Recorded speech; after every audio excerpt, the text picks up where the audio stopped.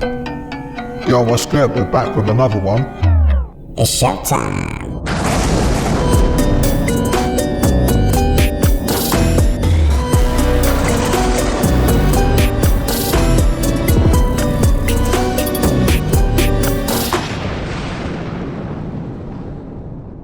What is helium-3 energy? Yeah, so helium-3 is an element that doesn't get to Earth very much because our atmosphere and our gravitational field prevent it from landing on the Earth.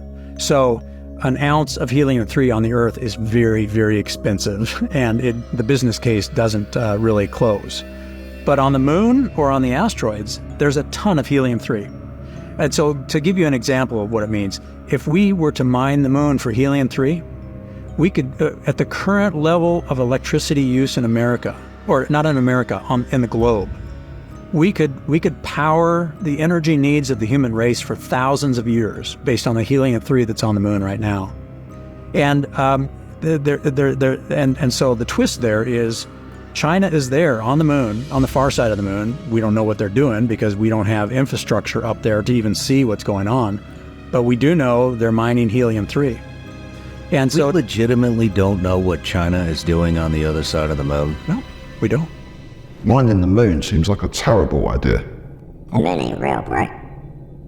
China, they're on it's called the dark side of the Moon, which basically means it's the side of the Moon that we can't observe from Earth, from India and China. But China, they've been collecting samples already and sending it to Earth, but they found this brand new material, chungastite. And it's this clear crystal, and it's colorless, but it contains this element called helium-3 that's produced by the sun. So the sun produces it, and since the Moon doesn't have an atmosphere, it just has been collecting on the Moon. But it's this element, you can use it to create unlimited, clean, radiation-free energy. So they're going to be mining the Moon? They're going to be mining the Moon. China's they're ahead of the game. We were talking about mining the ocean floor. Probably shouldn't be mining the Moon either. No. I mean, that could be the start of the next war. Besides helium-3, the composite material, like the soil, the rocks and stuff, it's the same material that we have on Earth. So it's made up of the same elements and stuff. Except for this helium-3. Yeah, because there's no atmosphere, so the sun can put helium-3 there. But it's basically a part of the Earth. What if the hollow Earth is just God took out the center of the Earth and made it the Moon? That's a fun theory. It's not a theory, it's a fact. When you think about it, humans are like termites. Yeah, bro, they ate through everything. A company in California successfully slingshotted satellites into space, and this is how they did it. The company thought, what if we could launch satellites without using rockets? Seeing as they always explode on the platform, as we saw just the other day with the SpaceX launch. So what they did is they came up with a 33-meter vacuum chamber, and they had an insane idea. And that was to spin the satellite so fast that it hits hypersonic speeds and then just shoot it into space. The speed that it would reach is 5,000 miles per hour. That's 8,000 kilometers an hour. 6 times the speed of sound. No massive rockets, no tons of fuel, just physics. And this makes launches 10 times cheaper because you're not burning all that fuel. But there was one problem. The G-forces are insane. It had to survive 10,000 Gs, which is basically like strapping a satellite to a nuclear blender. But they did prove the concept works. They had 10 successful launches, even one going to NASA. But they no longer do it. They just build satellites now, which is sad because I thought it was quite a gripping idea. NASA sabotaged the SpaceX launch, bro. They didn't want Elon to find out Mars was fake. Don't be fucking ridiculous. Something weird is going on around the world this week with the weather. In Guizhou, China, floodwaters surged over 837 feet, swallowing up neighborhoods and roads. Experts are saying that this is a once-in-a-50-year flood, and locals are saying they've never seen anything like this in their life. In Alabama today, an absolutely massive weather phenomenon appeared and then disappeared over Birmingham. Experts are saying that this could be a meteor or it was a radar glitch. And while media is reporting that now June is the new July with intense summer heats coming earlier than ever before, it is hailing in Tampa, Florida today. There was a 4.2 magnitude earthquake in Albania today. Buses in New York are falling into sinkholes because of the heat, and bridges in China are collapsing because of the rain. I saw they had hailstones the size of golf balls in Portugal the other day. It's the end of bloody June. It's weather modification, bro. Human cells can now be reprogrammed using only sound. We've been using ultrasound to quite literally shatter tumor cells for a while now. If you think of an opera singer shattering a wine glass with their voice, it's the same concept, it's just with cells. These techniques have been used to reduce the size of tumors and shatter cancer cells like leukemia. This research is called sonogenetics, and it can be used to quite literally turn on and off genes. This can be used to treat way different things like Parkinson's or even blindness. Everything has a frequency, even cells. Now the outside of the cell, think of that like a water droplet on a speaker. Different frequencies can make it dance or change shape. Say you want to target something inside the cell, you would need to then know the harmonics. In this example, paint, oil, and water are all mixed. Different frequencies will vibrate the different fluids. You know those frequencies, it allows you to pretty much control them. You have devices like the Simoscope that can measure these frequencies and then show you what they look like. So my question is, were the builders of these aware of this before we were? Nobody knows who really designed them, but we know they had a deep knowledge of acoustics. In every cathedral, there's an ambulatory. That has the same geometry as a cavity resonator. In the center of that resonator is an interference pattern. Same thing we see in cymatics. You make those by playing a frequency through a speaker and you get a pattern. To find the resonance of a building, you record the silence of that building and then amplify it to get the sound. Here's the weird part. Those patterns match the patterns that we see all over the building. If you think it's a coincidence, understand that DNA also makes these patterns. When you look at the molecular bonds of DNA from the top down, they form radial harmonic patterns. If this research discovers that harmonic patterns harmonize our genes, maybe our care facilities will start to look more like that than this, which is a win for everyone. When you consider ultrasound, I guess it's not that far-fetched. If you try to use frequencies to heal people, they'll take you out, bro. This guy went from working at Lockheed Martin to build a dome promised to heal humanity through resonance. And right before it was completed, he mysteriously died and was cremated without his family knowing. Okay, so George Van Tassel, he worked as an aviation engineer for Lockheed Martin, who was supposedly contacted by this interdimensional being, did not like nuclear war, followed by a being telepathically gave him instructions to build something named an Integratron. It gets so interesting. This Integratron was centered around plasma. Yes, plasma, the fourth state of matter. It has metaphysical applications, he said. I'm also writing a book about plasma. The link is in my bio, but I just figured this out and I'm freaking. According to him and the being, building was built to generate these magnetic fields that would result in the generation of plasma in the form of a coronal discharge and negative air ionization inside the building. It would help everything from anti-aging to possibly curing cancer. It had to do with a Tesla coil. Building would basically resonate with the cell's frequency, recharging the cells of a person, rejuvenating them. And right before he finished it, he literally died and vanished. And I'm not into like conspiracies, but this one, like, I think is real. I also think it's real because plasma does have healing properties. I think he didn't achieve it. I guess maybe the government, whatever. So we had some weird doomsday prophecies, and that becomes a self-fulfilling prophecy because plasma reflects belief. I think this plasma stuff is magic. You just need a healed nervous system to be able to channel it and ground it in reality. Told you, bro. They took him out. Remember, this is for entertainment purposes only. This miraculous staircase defies the laws of physics and no one even knows who built it. In 1878, they're building this chapel in Santa Fe, New Mexico, when all of a sudden the French architect leading the construction just dies out of nowhere. The chapel was almost done, but a crucial staircase to the choir loft was never finished, and without the architect, no one knew how to do it. So the nuns of the chapel prayed to Saint Joseph for 9 days straight for someone to be sent to finish building these stairs. And lo and behold, at the end of the 9th day, a man with a toolbox riding a donkey comes into the chapel from across the desert. He tells the nuns he was sent there to finish building the stairs, but they had to grant him complete privacy during the entire process. He takes 3 months to fully construct this spiral staircase that leads into the upper loft and then just leaves without telling anyone. This is where it starts to get crazy. The nuns realized they didn't even pay him, so they went to their local lumberyard to ask how much they owed for this project. The lumberyard workers tell the nuns that no one ever came to get wood from them to build those stairs. And this is in the middle of the desert in 1878, mind you. Wood is not easy to come by nor transport. There wasn't no Home Depot door delivery service back then. Upon closer look at the staircase, the chapel curator realized not a single nail was used in its construction, yet it somehow was held up perfectly secure, measuring 20 feet high and making 2 full turns without any support from a central pole. He brings in over 120 spiral staircase experts to investigate it further, and not one of them could explain how this set of stairs was built. They described it as being physically impossible to create. Even stranger still, the exact wood used to build the staircase was confirmed to be a type of spruce which is not native to New Mexico and is also scientifically not identified anywhere else in the world. This is the mystery of the Lorettto Chapel and its miraculous staircase, which still remains unexplained today. I don't think there's anything magic about those stairs. It's just some types of craftsmanship's been lost to generations. Nah bro, we're moving backwards. Japan just created universal artificial blood that works for all blood types, and it's purple. Scientists at Nara Medical University developed purple blood that eliminates the need for type matching.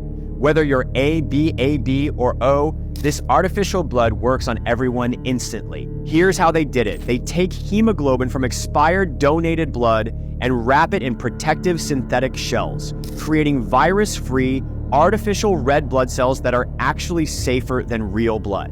Regular blood lasts 42 days in the fridge. This artificial blood, 2 years at room temperature, 5 years refrigerated, that's 24 times longer.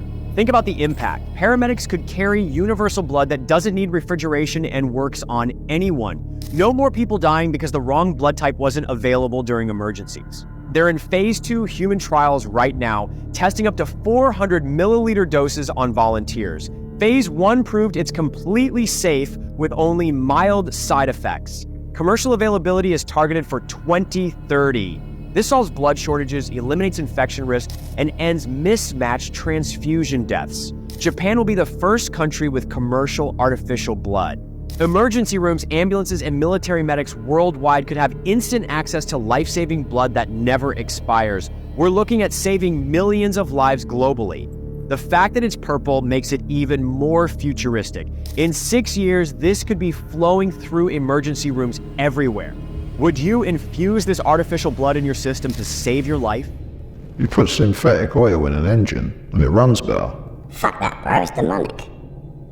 Did you know there's only one country that could survive a nuclear attack? You might think of countries like the US or Australia, but it's actually Switzerland. Hidden beneath its peaceful villages and snow-capped mountains are nearly 400,000 bunkers scattered almost everywhere. There's even one so massive it can house an entire military battalion with sleeping quarters, a hospital, and a cafeteria. In fact, Switzerland is the only country that can protect 100% of its population. But these aren't just bunkers, they're underground cities connected by kilometers of tunnels linking secret chambers, and even fake barns built to hide giant cannons. So why do they need to build so many bunkers? In World War II, with dictators on both sides, it all began as a defense strategy to protect Switzerland's neutrality. And since then, as the world's got more dangerous, the Swiss people understand the importance of being prepared. In addition to this, they also have the most guns of any nation in Europe, so no matter what happens, they will be safe from danger.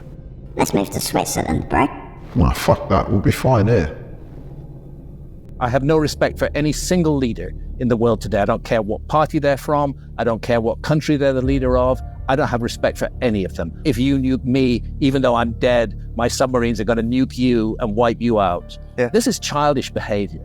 This is the behavior of unhinged teenagers. What they're not leaders, they're misleaders. They're pursuing their own agendas and deceiving the public in order to get support behind those agendas. We need a whole new way to function in the world if humanity is going to continue as a species. If anybody cares about that, and I certainly do, I have 9 grandchildren. I don't want them to grow up in a world that's suddenly devastated by a nuclear holocaust because of the stupidity, the idiocy, the irresponsibility, and the macho attitudes of these teenagers in old bodies who are running the world. He's right, bro. We're fucked. Yeah, but they don't rule the world. Banks do.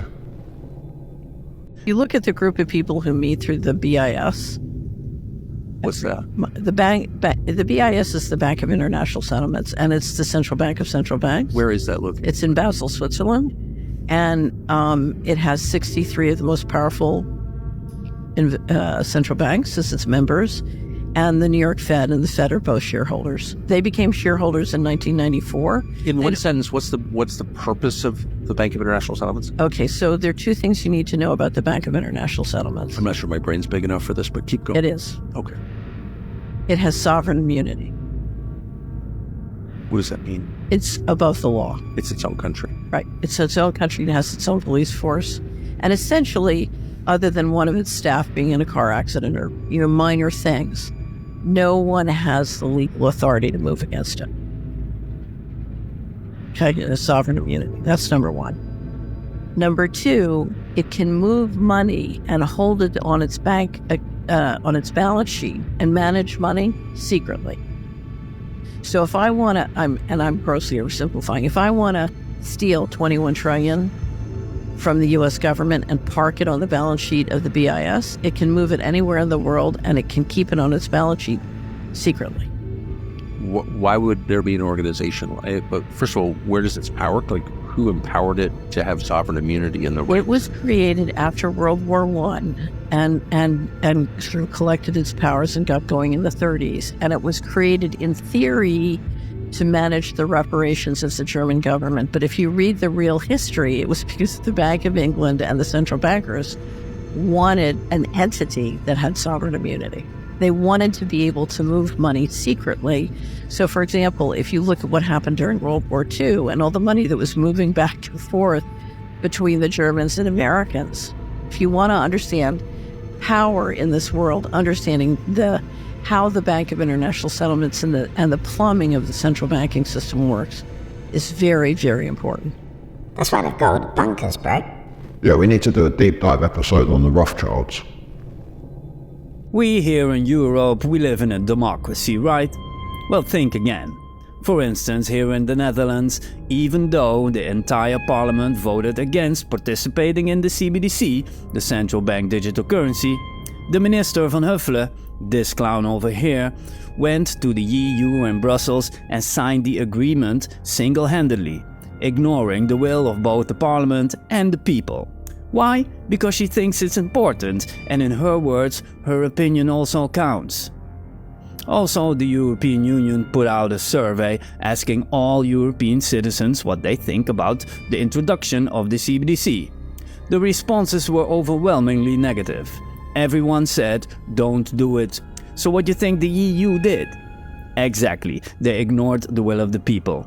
And in the fourth quarter of this year, the first version of the CBDC will be released. And then, in the second quarter of next year, the Dutch NLID wallet will be launched. And this is where all your money will exist. And it will be fully programmable. Even though nobody wanted this, the people didn't want it, and the parliament voted against it, it's still happening. Is this a democracy or not? Politics is just theatre, bro. They want us to think we have power, but we don't. Can't argue with that. Do you know why then Rockefeller, the Ford Foundation, and Linda and Bill Gates Foundation, are paying for the Stalwart Vault in Norway to keep all the seeds that are not GMO? What is your stake on it? The question was about why the Gates Foundation and the Rockefeller Foundation, Syngenta, which is one of the largest GMO corporations, a British Swiss company, why they financed the creation of a nuclear-proof seed vault to store all the seed varieties of the entire planet up near the Arctic Circle, inaccessible by Greenpeace boats or almost anything. What's going on with that? What interest do they have? The BBC, when they did a story on it years ago, called it the Doomsday Seed Vault. I don't know. I can't answer that, but it sure is a scary thing to me. Are they planning to do something to the seed varieties of the entire planet and then be the ones who control what comes out and in what form it's genetically manipulated or not? I don't know, but it certainly is a very scary thing. One of the first things to happen when the U.S. bombed Saddam Hussein's Iraq back to the Stone Age in 2003, there was Iraq is the cradle of civilized agriculture, the Tigris-Euphrates Valley, Mesopotamia. And there was a seed bank of wheat varieties in a place in Iraq called Abu Ghraib. We've heard about it all through the prison. Well, during the course of the U.S. bombing of Iraq, that seed bank in Abu Ghraib disappeared. Nobody could say where it went. It just makes sense to keep a backup of the world's seeds, or if they're doing anything dodgy. We gotta do the Monsanto episode, bro.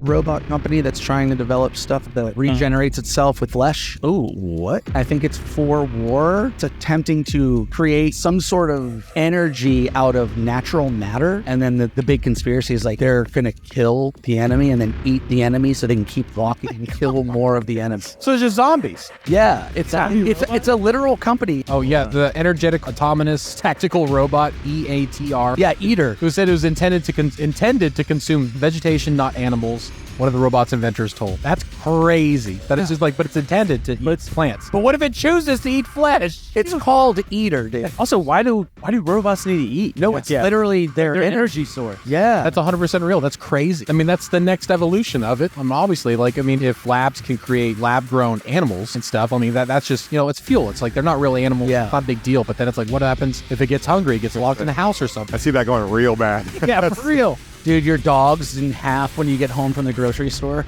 Dinner is done. The idea of feeding a robot's insane. They won't need us to feed them, bro. This is one of the most mental things I've seen in a long time. The footage behind is the actual footage of the wedding ceremony that took place at Disneyland Paris yesterday. But what you probably don't realize is that this wedding ceremony is between an old man and a 9-year-old girl. 39-year-old British national rented out this part of Disneyland Paris for £115,000 for a couple hours to conduct a wedding. The staff then said how shocked they were when they noticed he turned up with a 9-year-old girl and her mother, who appeared to be Ukrainian. But crazier again that once this man was caught and arrested, and actually so was the mother, because why was she letting her daughter do this? It actually came out that this man is a known file in the UK and is actually wanted, and he's essentially out there hiding. But where the hell did bro get this money from? And why is he doing this? The police were called and the event was of course called off immediately as soon as the staff noticed what was going on here. Excuse was that this was a mock wedding, which I don't even know what that means, but it definitely wasn't appropriate either way. As I say though, the man and the mother of the girl along with 2 other males were arrested. There hasn't been that much else released, but I will keep you updated. That's fucked up, bro. Yeah, but sadly he won't do any real time for it. I am here in Nairobi, Kenya, and everyone needs to know what happened right here on Tuesday. To the average person walking past, that might look like some random orange dirt, but it's not. It's covering blood. And it's also the reason I posted this video only after I left the country. You see, just a few days ago at a protest against police brutality, 2 officers shot a 22-year-old man in the head at point-blank range. Crazy part is that young man named Boniface Kariuki wasn't even protesting. He was simply a street vendor selling masks when 2 officers with riot gear and shotguns approached him, punched him, and then completely unprovoked, they then left him lying here right on this spot while witnesses rushed to his aid. Little did the officers know, however, not only did someone record the entire thing, but Boniface has miraculously survived. The bullet went through his head right above his ear. But even if he does make it out of intensive care, a CT scan has showed that he has suffered severe brain damage. So his life will never be the same again. Now, here's where things get really dark. Boniface was shot at a protest where people were demanding justice for a teacher who was killed in police custody. Officers arrested a 31-year-old man named Albert Ojwang earlier this month, accusing him of, you ready?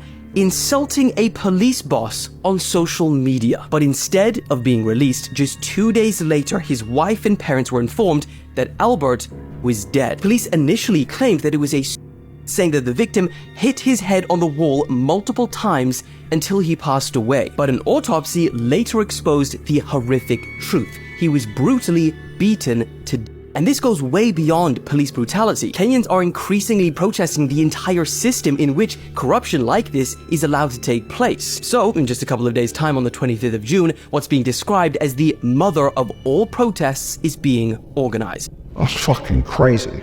Yeah, bro, they're gonna overthrow the government.